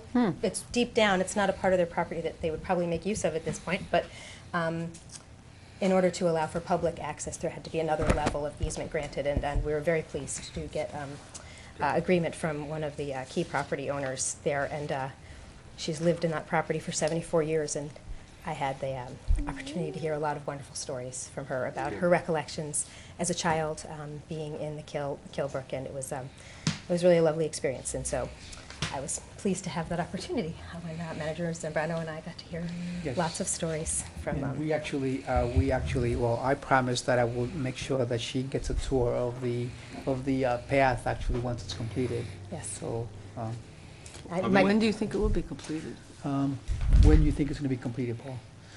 I think because of some of the design delay that we experienced with the switchback, I know the steel is going to come next week. I was coordinating that with Chris earlier today, and that won't take too long to erect, but then there has to be all the ancillary systems like the railing and the concrete that goes on top of the steel on both ends. So I'm going to say about a month and a half, give or take a week or so. So November, Thanksgiving Yeah. timeframe? Oh, that'll be nice. Yeah. So hopefully there's still some foliage to see on a walk.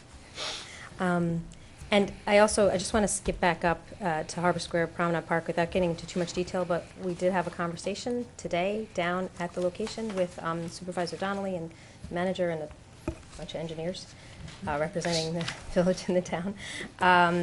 And one of the topics of discussion that came up was really a shared vision, I think, between the village and the town to do everything we can to help the public feel welcome and to be able to access both the village side with the Promenade Park as well as the town side. And one of the considerations we may want to take up is to be flexible on what kind of material is used for the fencing. The screening? Yeah, so right now it had originally been proposed as bamboo, but if there might be an alternative material for us to consider, and that's something that the board would have to be flexible about. I wanted to bring that to the table. Folks are flexible. Sure. Yes, sir? Because of what we discussed today, I spoke to the engineer that's charged with producing the drawing that's going to become part of the site plan record and the building permit, which is the engineer for Harbor Square LLC. He's producing a certified drawing, which I gave him the details from our meeting today. We'll have that in the next few days, and then it will actually get circulated to you all and the town to concur with the specifications that we discussed today.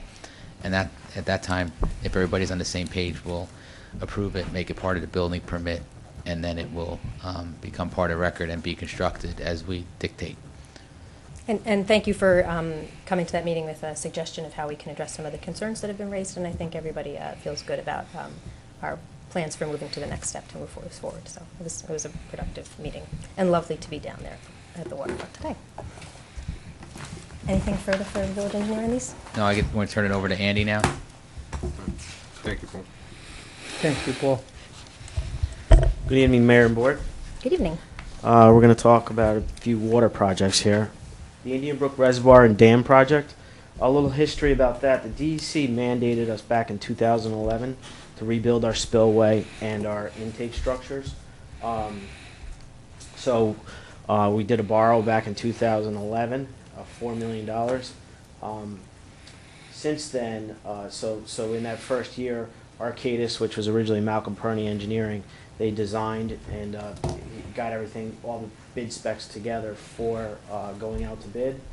But there were some opportunities for the village as far as grants that came up. There were 2 different grants that we applied for to see if we can get this funded by the government. First grant, they didn't accept. The second grant, which was put into FEMA, it was accepted by them, but it's been over 2 years. We've been waiting for an answer on that. That was out of the $4 million. We asked for $3 million. Since then, we've met with the DEC, and they've mandated us to start construction by June of 2016. We've talked to the people from FEMA. They said it's very doubtful, and pretty much, in order for us to move forward on this, we need to start bidding this project probably January, February. It's unfortunate we didn't get the money, but it would be wrong if we didn't wait and try to get it. Paul and I, the village engineer, are meeting with Arcadis to come up with a construction management proposal. So basically, the $368,000 out of the $4 million, that was design work. We're waiting for the construction management proposal, and if it's fair and equitable, and they have the right team, we'll ask for authorization to move that way. No matter what, we have to start construction by next summer. That's going to take, I know it's listed as 12 months construction, but it's actually 2 seasons, it's 2 years. Next project, yeah, any questions on that? No, okay. Security of pump stations. After 9/11, Homeland Security and the local health department, the state health department, pretty much mandated all water purveyors to put major money into security. You can see we've spent $142,000 out of $150,000. There's $7,600 left there. I'm spending 2 days with the health department through all of our sites next week. I'm sure every year there's usually recommendations that are made, and most likely we'll be closing this project out within the next month. The generator at Indian Brook Water Treatment Plant, that's a 1,000 kW generator. The project is complete. We're expecting to do factory startup within the next 3 weeks and training of all operators that work there. We sized that generator a little bit larger to handle any changes of that facility. If we are to increase the facility itself or to build a plant next door, either way, it's $1 million generator that will be able to run the new facility. So that's key. The generator that was there was undersized, and we could never run that generator when the plant was running at full capacity. So it didn't make any sense. It's gotten us through 30 years, but there's been some times when we've had to lower the flow to the community just to keep the water going out when power was lost. Final project, water transmission distribution. So that's basically the cement water lining project that's going on right now. There's an ad alternate that we put with intention for Hunter and James. Paul has talked to their team this week, the Hunter and James people, and to remind them that if they're going to move forward with that project, they're going to have to fund the ad alternate that we bid out. So Lori Lee is going to be talking with their people and see what kind of an agreement we can come up with. If they are moving forward with the project, I think it would make sense to this winter authorize and execute a resolution to award that part of the contract so that basically the water main work is going to end by November 15th because of most of this work requires above ground piping and freezing conditions, and they're going to remobilize in the village in April. So it would be nice to have this set beforehand so that once they come back they can finish the other streets and move forward with this. Hunter, as we know, is really choked down. It's an 8-inch main choked down to about 1.5 inches, so there's major flow issues there. That's it. Thank you. Thank you. Thank you, Andy. Thanks, Andy. Okay, we're just going to wrap it up with some of these inactive capital projects and projects to be closed. We had, over the past couple of years, we had this Market Square and parking lot redevelopment capital project, which is mostly studies as to how to do infill of buildings in the downtown area. And we believe that it's, and then the project sort of became the Spring Street two-way capital project and the Spring and Main Street intersections project. But we felt that it was probably an appropriate time to close this capital project. So we're going to be doing that in the next couple of weeks. We were actually discussing the North Macomb Sewer relining replacement capital project. This is one that's been on hold for a long time because this was one of those projects that the county wasn't able to come up with the CDBG monies, and we had talked earlier this year about the possibility of this being reactivated in 2015, so we're just going to have to wait to see. Otherwise, we're going to recommend that we just close this project, and if this project ever does pop up again, then we can reactivate it as a capital project. And then finally, I list some projects that I'm going to be submitting resolutions, possibly next board meeting. If you don't have too much on the agenda, it's just resolutions that we have to do for the auditors, declaring projects closed. We had the 2014 police vehicles and the motorcycles. There's about $3,000, which is going to go to the debt service fund to help pay the bonds. The fire apparatus finally arrived in early 2015 for the Cataract Hose Company, so we're able to close that capital project. We've got the, we still have the Main Street and Secor Road Streetscape capital project listed here, even though technically it's been declared closed by the board. This is the capital project that is associated with the $50,000 grant from the Dormitory Authority, and we're still waiting for that money. Once that money is received, it will flow to this project, and it becomes an residual equity transfer to the 2014 CHIPS capital project, which was paving of the Pleasantville Road capital project. So we'd be able to close these two projects, and then that would free up $50,000 more that we can apply towards future CHIPS capital projects. Can I, before you go any further, you mentioned the North Malcolm Street sewer relining replacement, and I recall when Valerie came and presented to us about that, that was one of, there had been 3 projects that before CDBG money dried up had been ready to go. I don't know exactly what the terminology was for the status they were, but we determined that 2 of those we would definitely move forward with reactivating now that the funds were accessible again. And it didn't seem like it was a heavy lift for that to happen. I mean, I feel like we all had the impression anyway that that was likely to go through. Did circumstances change?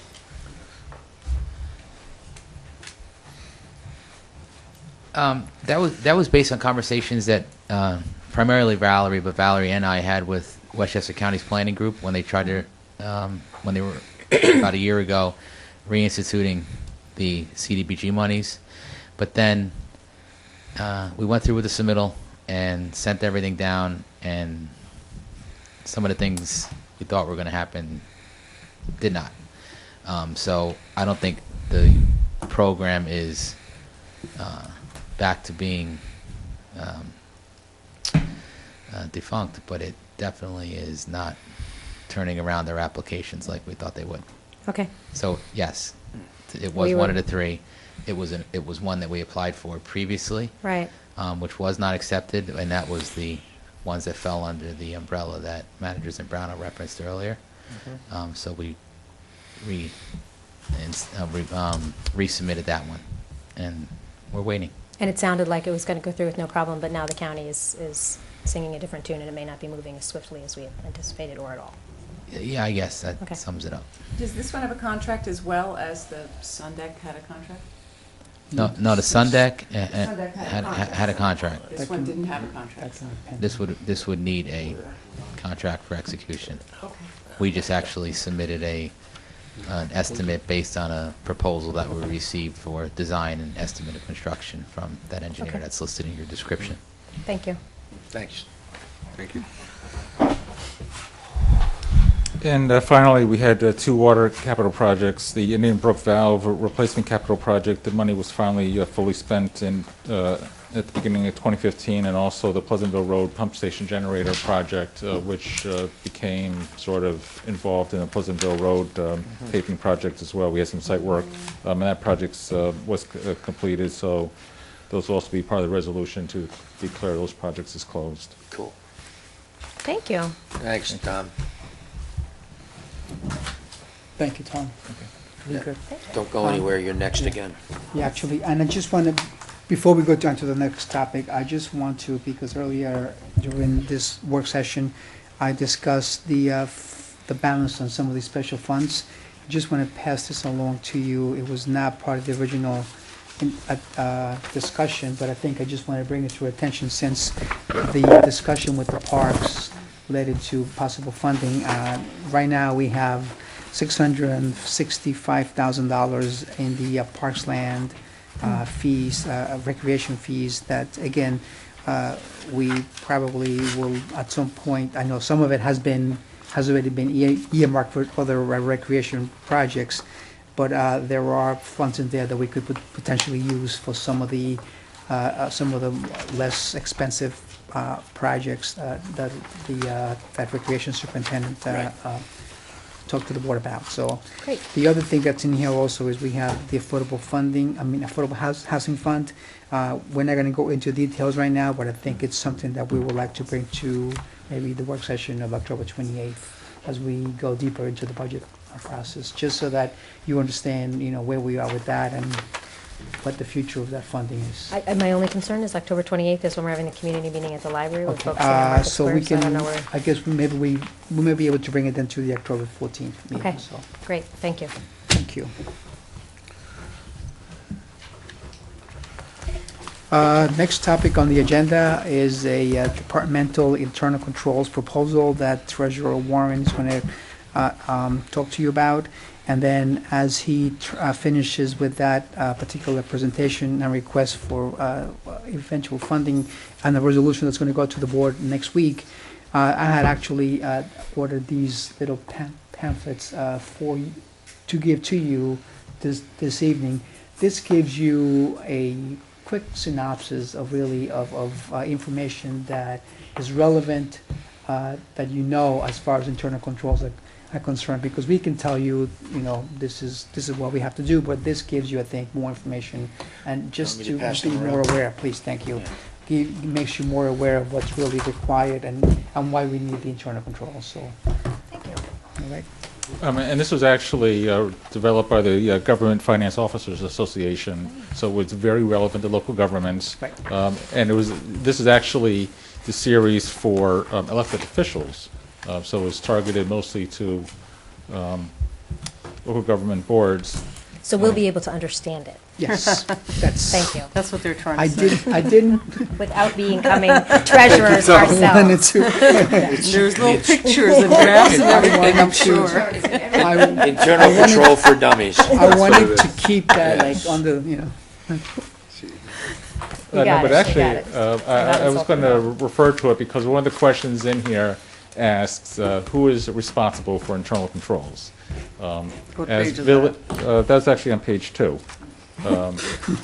And, the answer is that village management is primarily responsible, and that would be the manager, myself, and the department heads are responsible for developing and maintaining an internal control system But, this is where it's, says something to the local government board that the board is ultimately responsible for internal control. So it's the board's job to oversee this and to help make sure that management is doing our job in developing, or has an effective internal control system. What's that asterisk here? It says, but you can always blame Tom Warren. You know what? I'm like Teflon. Anyway, last budget season, I had asked if the board would please allocate about $10,000 so that we could bring in an independent public accountant to come and do what I see as like the other part of the audit that is not, being done in detail. The auditors that we hired to audit the financial statements, their primary job is to issue an opinion on the financial statements, and they rely on internal control. They ask questions, and with respect to money that comes into the finance department, because all the monies from the departments do come to the finance department. We have the documents, the transmittal reports that accompany the money, and we record the monies there. And they have a questionnaire where they kind of ask me like, what's going on in the department, but they're not, and they're auditing that document through my records. But what I really wanted was to, take that document and audit it backwards and go back to the individual departments and, make sure that we have appropriate internal control systems on the department level. And I've talked to our auditors about like why that isn't part of their audit, and they say that it's not material overall to their task of providing an opinion on the financial statements, but and it's also our responsibility to have an appropriate internal control system. So. I've also had met a different accountant. The town had asked me if I could help them find an accountant to do some special auditing for the town, and I purposely sought out, like a different firm, and it turned out to be Sachs BST, which is a merger of Saxby, which was a CPA firm in the New York City area, as well as Bola, Sheedy, Trani up in the Albany area, and they've merged, and they're kind of like our current auditors. They're, a regional accounting firm, and they don't have much local government business here in Westchester County. They did pick up City of Rye recently. They do a lot of fire districts, but they do audit a lot of local governments up in the Albany area down to about like Ulster County.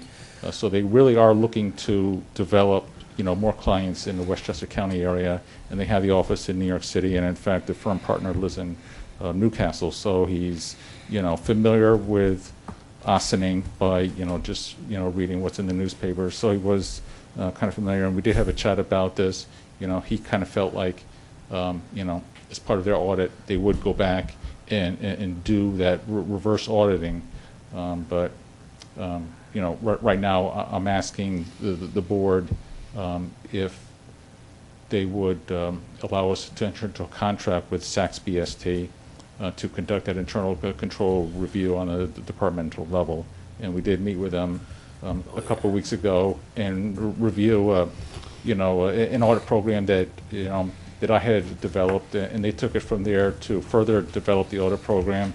And we also looked at the departments that we would do, and that was part of the presentation, where the three largest departments are the building department and recreation, and also the village clerk's office. Because of the large amount of village money that they collect there, we like to have the village clerk audited.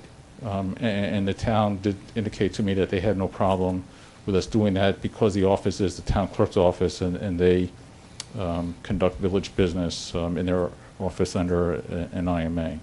And then to a much lesser extent, they would still go to DPW and planning department and police department to check the controls in those departments. Yeah.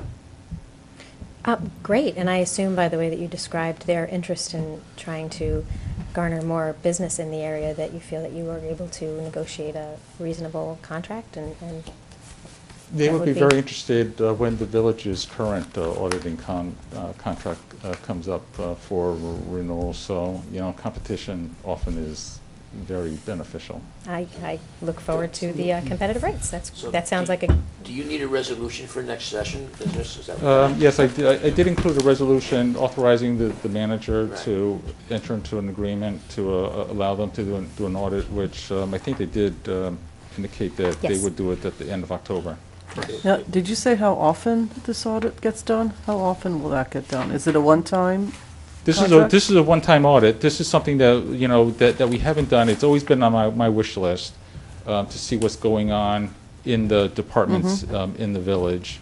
As I indicated, our auditors that come in and audit the village's financial statements, and they spend most of their time Right. in my office, don't feel that it's part of the audit responsibility under their contract to actually go and do this, because they have alternate procedures, and they also felt it was a question of materiality.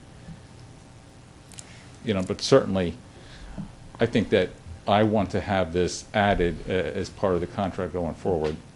And in fact, that was the feeling with this partner with Saks BST, that, that they would automatically go back and look to see what's going on in the departments, take the documents in our office and audit them backwards as well. Tom, can I tell you how happy it makes me that something that you've always wished for is to do internal audits to make sure that all the taxpayer dollars are being very carefully managed and accounted for. Thank you. Thank you. Yeah, no, Thank you, Tom. absolutely. Thanks, Thank Tom. you. It's, it's a big responsibility that is bestowed upon the finance department. I mean, really every department, but I think that ultimately the responsibility falls on the treasurer, and the manager. And ultimately to the board. Yes, thank you for looking out for us. Thank you for Yes. keeping us out of jail. Yes, That's why we get so, the book, so that this is on why we page needed the two. book. Yes, okay. Exactly. For So, page two. Yes. Thank you. So this will be, I think this, it's a very small pamphlet, but I think it will be interesting reading for you, so. Looking forward to it. I think Very you good. need I think we need to They say have a that they resolution. can bring in a resolution forward. Yes. Does anybody not want to do that? Good. No, yes, please. Okay, Very good. Thank you. Thank you. Thank you. Thank you, Tom. next. The next couple of items that we have, actually, Corporation Council will address. These are corrections in assessments and certiorari's.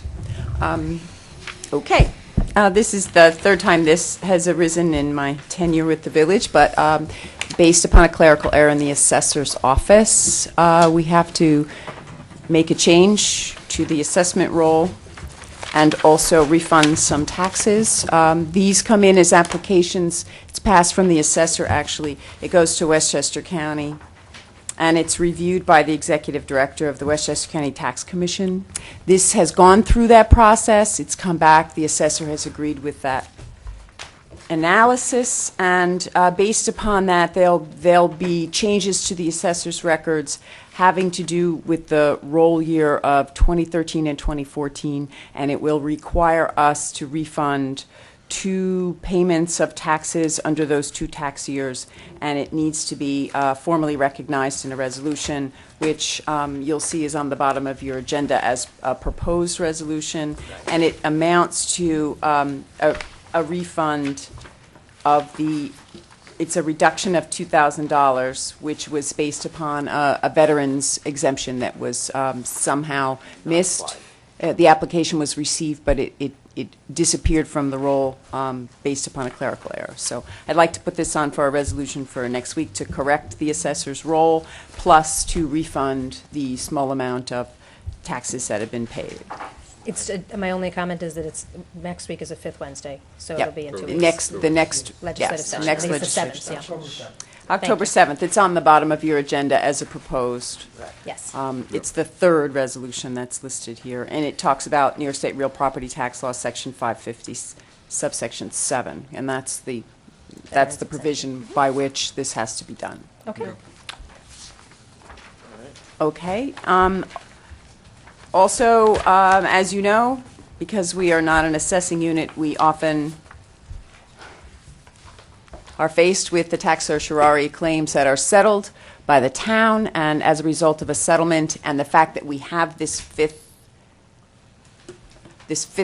Wednesday where there's no meeting, I needed to get this on at the very latest for the next legislative session. It's a single year that's being refunded. It's a total of $906.49. It's for property at 188 Spring Street.